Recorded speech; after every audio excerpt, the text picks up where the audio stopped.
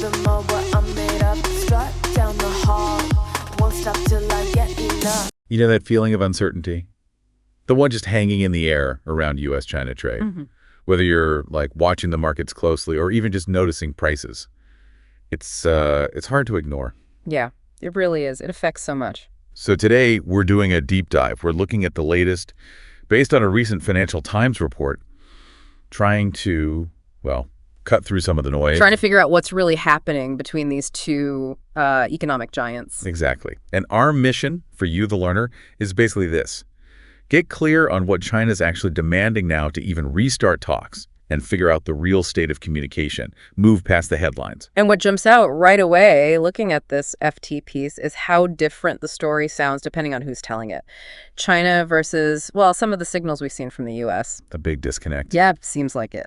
A significant one. Okay, so let's get right into it then. What exactly is China saying? What's their position right now according to this report? Well, the core message from Beijing, and the article really spells this out, it's a demand, a pretty firm one. Okay. They want the complete removal of all the unilateral tariffs the U.S. imposed. Complete removal, not just rolling some back. Nope. Complete. And it's not like a starting point for negotiation. It sounds very much like a precondition before any serious trade talks can even happen. Wow. The language is direct. They want the U.S. to, and I'm quoting here, completely cancel all unilateral tariff measures. Completely cancel. Okay, that's strong. And unilateral tariffs, just so we're clear, those are the ones the U.S. slapped on China without, like, a prior deal, right? Exactly right. Which is probably why China feels, singled out or unfairly targeted. Makes sense. And this position, it's backed up by China flat out denying any talks are happening right now or that any deal is closed. Really? Denying it? Oh, yeah. The foreign ministry spokesperson basically called reports about progress fake news. Fake news, huh? Yep. Said, quote, there have been no consultations or negotiations between China and the United States regarding tariffs, let alone reaching an agreement. Pretty blunt. That certainly pours some cold water on any hopeful headlines we might have seen recently. It really does. Now, the article did mention some different noises coming from the U.S. side, maybe signs of a shift or at least a different tone. What did you see there? Yeah, it points to comments from the U.S. Treasury Secretary Scott Bessent. He apparently described the whole trade situation as not sustainable. Not sustainable, okay. And suggested that there would have to be a de-escalation by both sides. So that does hint at maybe a recognition that the current path isn't working, a potential softening, perhaps. But hang on, that sounds quite different from what President Trump had been saying earlier, doesn't it? The article mentions some of his comments, too. It absolutely does. Good point. President Trump had claimed, frequent direct contact every day with China. Right, I remember that.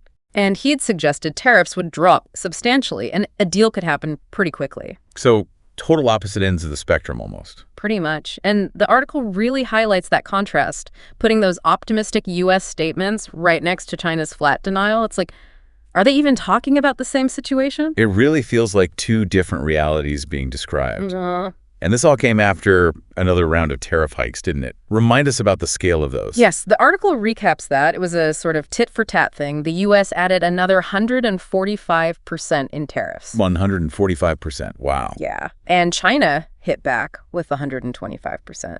And interestingly, Secretary Bessent himself apparently used the word embargo to describe it. Embargo? That's a serious term in trade. It really is. It shows just how severe these barriers had become. I mean, 145% tariff, that more than doubles the cost of a product coming into the U.S. It essentially stops trade in that item. Okay, so things got really intense. But the article also mentioned the U.S. did walk back some of that later with exemptions. Correct. Yeah, there was a partial softening. The U.S. granted exemptions for certain things. Smartphones, semiconductors, some electronics were mentioned. Why do you think they did that? Well, it could suggest they realized the tariffs were hurting, maybe not just China, but U.S. businesses and consumers too. Yeah. Or maybe it was a tactical move. Hard to say for sure just from this. Right. Okay, so let's pull this together. China. Yeah. Demands total tariff removal before talks. Denies any talks are happening. U.S. Some officials hinting at de-escalation, previous presidential optimism, but also massive tariffs still partly in place.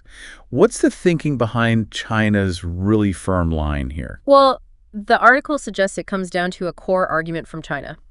The U.S. started this. Okay. They imposed these tariffs unilaterally, so they have the responsibility to undo it, to de-escalate first. The first move has to come from the U.S. side, in their view. Exactly. And they used a Chinese proverb to illustrate this, which I thought was pretty telling. The Commerce Ministry spokesperson cited, "He who tied the bell on the tiger should be the one to untie it." He who tied the bell should untie it.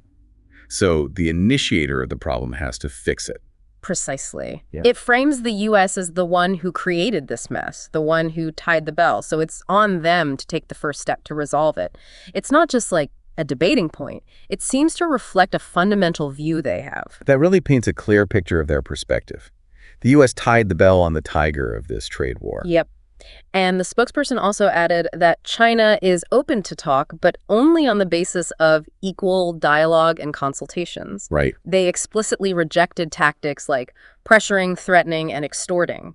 So it's also about the way negotiations happen, the principles involved, mutual respect, equality, not being pressured into something. So they're laying down very clear ground rules for any potential future engagement.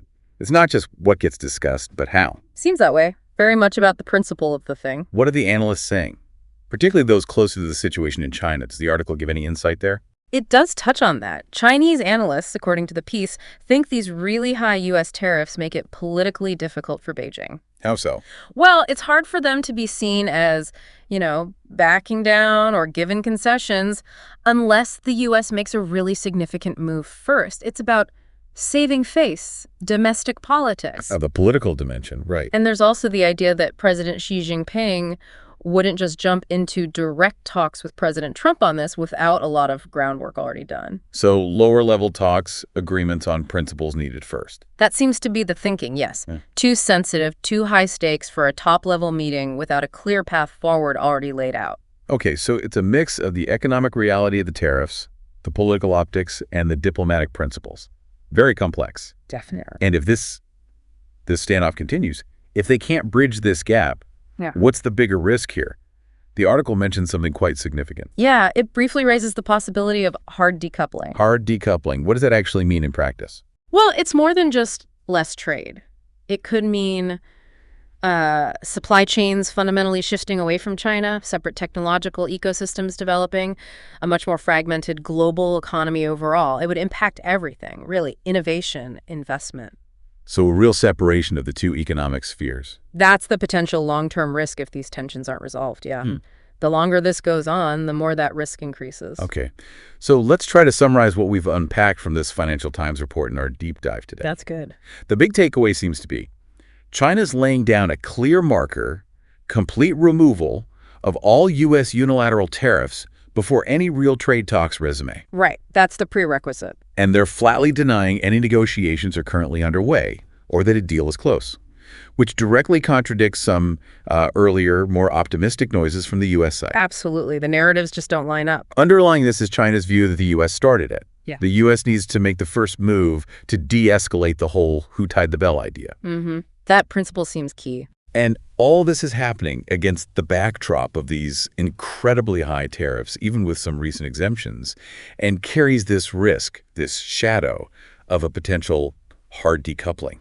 That sums it up well. The conflicting stories, the very entrenched sounding positions, they show just how big the gap is right now. Significant obstacles remain. It really does highlight the sheer complexity, doesn't it? So for you, the learner, listening to all this, considering these really different positions, these underlying principles each side is holding on to, what do you think is the most likely way forward? What could actually cause either side to shift its approach? It's a massive puzzle with huge implications, and getting a handle on these core demands, these different perspectives, is really just the first step in trying to figure out where it might go next. Sound the alarm. I'm coming up. We'll have the ball. I'm sweet like a buttercup. You're Barbie doll.